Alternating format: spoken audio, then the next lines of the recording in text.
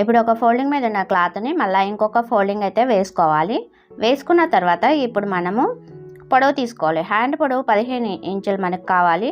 So మనం మళ్ళీ smoke design కోసము 15లో సగము 7.5కి అయితే ఒక మార్కింగ్ చేసుకున్నాము. 8 ఇంచులు కూడా తీసుకోవచ్చు, ఒక హాఫ్ ఇంచ్ ఏం కాదు.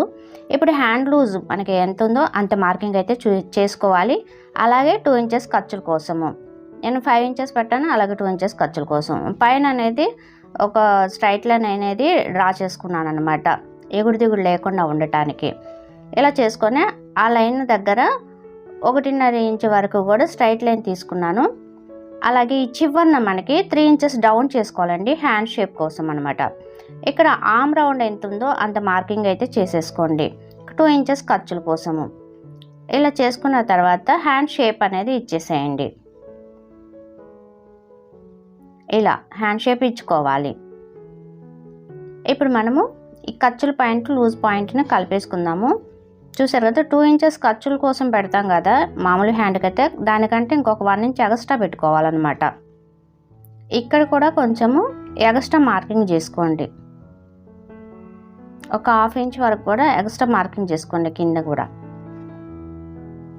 ఇలా మార్కింగ్ని కలిపేసుకోండి. ఇప్పుడు కట్ చేసుకోవాలి. ఏం లేదండి, మామూలు హ్యాండ్ షేప్ని డ్రా చేసుకున్న తర్వాత కింద ఒక హాఫ్ ఇంచు, పైన ఒక 1 ఇంచ్ అనేది ఎక్స్ట్రా మళ్ళీ మనం మార్కింగ్ చేసుకోవాలి ఖర్చులు, అంతే. ఇప్పుడు నేను లోతు తీస్తున్నాను అనమాట.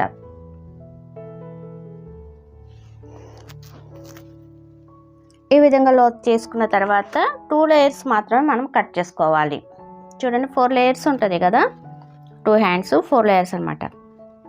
నేను 2 లేయర్స్ మాత్రమే కట్ చేస్తున్నాను. 2 లేయర్స్ని పట్టుకొని 2 లేయర్సే కట్ చేస్తున్నాను. ఇలా కట్ చేసుకున్న తర్వాత ఓపెన్ చేద్దాం. ఇప్పుడు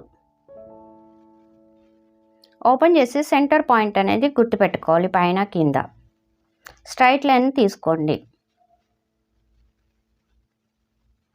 ఇలా గుర్తుపెట్టుకున్నాక స్ట్రైట్ లైన్ తీసుకొని ఇప్పుడు మనము టేప్ తోటి పైన 1.5 ఇంచుకి ఒక మార్క్ చేసుకోండి. అలాగే ఒక 1 ఇంచ్కి అలా మనం ఇలా పెట్టేసుకున్న తర్వాత చూడండి, పైన 1.5 పెట్టాం కదా, అక్కడ 1 ఇంచుకి గుర్తుపెట్టుకోండి. లైన్కి అటు సైడ్ 1 ఇంచు, ఇటు సైడ్ 1 ఇంచు, ఇలా గుర్తుపెట్టుకోండి. ఫస్ట్ కింద కూడా 1 ఇంచు 1 ఇంచు లైన్కి, కింద కూడా ఒక 2 ఇంచెస్ అనేది వదిలిపెట్టేసేయండి. 1 ఇంచ్ లేదా 1.5 అలా కూడా వదిలిపెట్టేయచ్చండి. మన సెంటర్లో కూడా ఇలా పెట్టుకొని లైన్స్ అనేది కరెక్ట్గా స్ట్రైట్ లైన్ అనేది తీసుకోవాలి. ఇలా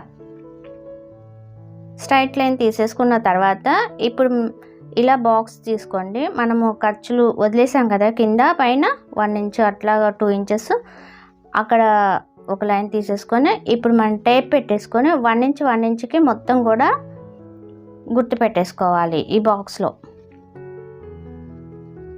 చూడండి, ఇప్పుడు ఎదురుగా స్ట్రైట్ లైన్ తీసేసుకోండి. ఇటువైపు 1 ఇంచ్, అటువైపు 1 ఇంచ్ తోటి బాక్సులు రావాలండి ఆ సెంటర్ లైన్కి.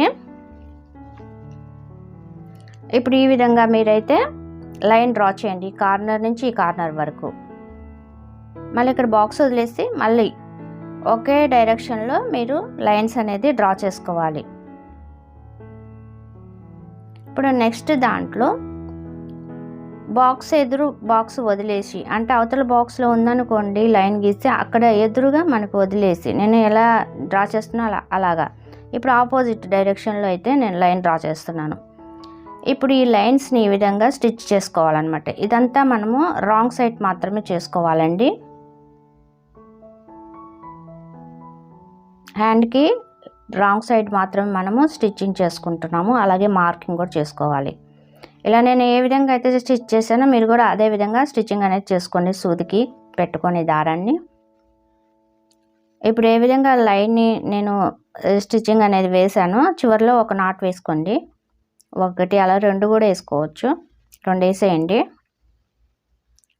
రెండో బాక్స్లో మళ్ళీ స్టిచ్ చేసుకోవాలంట. ఒక బాక్స్లో అయిపోయినాక ఇప్పుడు దాని పక్క బాక్స్లోది స్టిచ్ చేసుకోవాలి. అలాగా వెంట వెంటనే కాకుండా ఒకే బాక్స్లో కాకుండా అదే ఒకే స్ట్రైట్ లైన్లో కాకుండా నెక్స్ట్ దాంట్లో వేసుకోవాలి. ఇప్పుడు ఒక దాంట్లో వేసామనుకోండి, తర్వాత మన దాని పక్క దాంట్లో వేయాలన్నమాట. అలా స్టిచ్చింగ్ అనేది చేసుకుంటూ మొత్తం హ్యాండ్ మొత్తం స్టిచ్ చేయండి. ఒక ఫ్లవర్ డిజైన్ వస్తుందండి, దాన్ని చూసుకుంటూ అడ్జస్ట్ చేసుకుంటూ లైన్స్ అనేది ఈ విధంగా స్టిచ్ చేసుకోండి. ఇక మొత్తం మీరు స్టిచ్ చేయండి. చూసారు కదా, ఇప్పుడు ఈ లైను ఇలా స్టిచ్ చేసుకున్న తర్వాత మొత్తం మనకి ఇలా వస్తుంది చూడండి. ఇప్పుడు మనకి 15 ఇంచెస్కి అనేది హ్యాండ్ అనేది రెడీ అయిపోయింది అనమాట. ఇలా ఫ్రిల్స్ అనేది ఆటోమేటిక్గా మనకు కనిపిస్తాయండి. ఈ ఫ్రిల్స్ అనేది పెట్టుకుంటూ మీరు స్టిచ్చింగ్ అనేది చేసుకోవాలి. ఫస్ట్లో కొంచెం సరి చేసుకొని స్టిచ్ వేయండి, తర్వాత నుంచి ఇంకా ఈజీగా కనిపిస్తాయి అన్నమాట ఫ్రిల్స్. ఆ ఫోల్డింగ్ పడిపోతుంది, ఆ ఫోల్డింగ్ని బట్టి మీరు చిన్న చిన్నగా ఫ్రిల్స్ అనేది పెట్టుకోవాలి. చూడండి, నేను పై వైపుని పెడుతున్నాను. నేను ఏ విధంగా అయితే సరి చేసుకొని స్టిచ్ చేస్తున్నారో మీరు కూడా అదే విధంగా స్టిచ్చింగ్ అనేది చేసేయండి. ఫ్రెండ్స్, వీడియో నచ్చితే ఒక లైక్ చేయండి. ఇలాంటి వీడియోస్ కోసం మన ఛానల్ని సబ్స్క్రైబ్ చేసి సపోర్ట్ చేయండి.